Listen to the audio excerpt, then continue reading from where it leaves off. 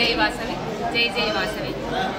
చెడుపై మంచి విజయాన్ని సాధించిన శుభ సంకేతంగా శరన్నవరాత్రుల్లో మరి విజయదశమి వేడుకల్ని ప్రతి సంవత్సరం మనం జరుపుకుంటున్నాం.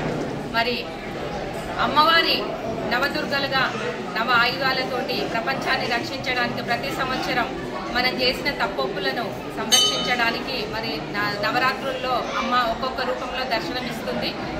మరి వాసవి గుడి షాద్నగర్లో మరి అంగరంగ వైభవంగా ప్రతిరోజు కూడా అమ్మవారిని చక్కగా ముచ్చటగా తయారు చేసి మరి ప్రతిరోజు ఒక అవతారంలో భక్తులు దర్శించుకొని పూజలు చేసుకుంటున్నాము. మరి ఈరోజు 5వ రోజు భాగంగా నవరాత్రుల్లో సంతాన లక్ష్మి అవతారంతో వాసవి మాత విరాజిల్లుతుంది. మరి ఇన్ని కోట్ల జనాలను ఒంటి కన్నుతో రక్షిస్తున్న అమ్మవారు మనకి ఏ సందేశం ఇస్తుందంటే మరి సుసంతానం ఉంటే ప్రపంచంలో చెడు, అపజయం, అరాచకాలు అనేవి ఉండవనేది మరి అమ్మవారి ఆన.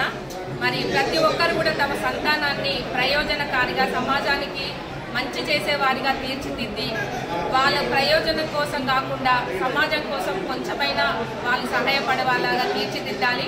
సంతానం ఇన్ని కోట్ల మందిని ఆమె కాపాడుతుంది కాబట్టి మనకున్న ఒక్క ఇద్దరు సంతానాన్ని మనం సొంతంగా మనము అమ్మవారి హిందూ సాంప్రదాయాలను సమాజం సేవ చేయాల్సిందిగా పెంచాల్సిందిగా కోరుకుంటూ మరి అమ్మవారి కృపా కటాక్షాలు ఎల్లవేళలా మన మీద ఉండాలని కోరుకుంటూ ఈ నవరాత్రులు దిగ్విజయంగా జరుపుకుంటూ మరి ఎల్లవేళలా మా మహిషాసురుడు ఉన్నాడో లేడో కానీ కీచకులు మాత్రం చాలా మంది ఉన్నారు సమాజంలో. మరి ఆడపిల్లలను రక్షించుకోవాలంటే ప్రతి ఆడపిల్ల కూడా ఒక నవదుర్గలాగా మరి మన ప్రపంచాన్ని ఏలాలి.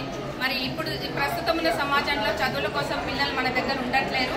మరి ప్రతి గల్లీకి ప్రతి అడుగడుగున కీచకులు ఉంటున్నారు కాబట్టి మన సంతానాన్ని ప్రతి ఆడపిల్లను ఒక నవదుర్గగా తయారు చేసి ఏ ఆపద వచ్చినా కూడా ఒంటి చేతితో ఏ ఆయుధం లేకుండా తనను తాను రక్షించుకోవాల్సినట్టుగా తీర్చిదిద్దుకోవడానికి మన సంతానాన్ని తయారు చేయాలి.